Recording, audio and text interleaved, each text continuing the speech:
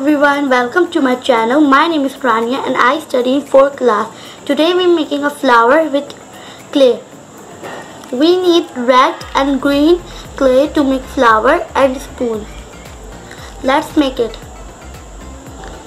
So first step is we need to put it out clay from the wrapper and then place on the spoon and roll it,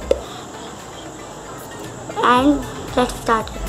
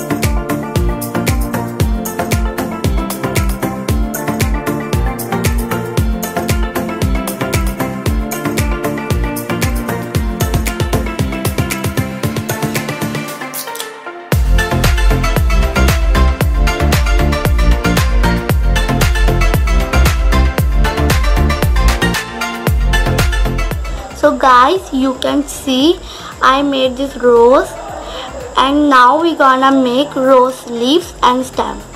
Let's start.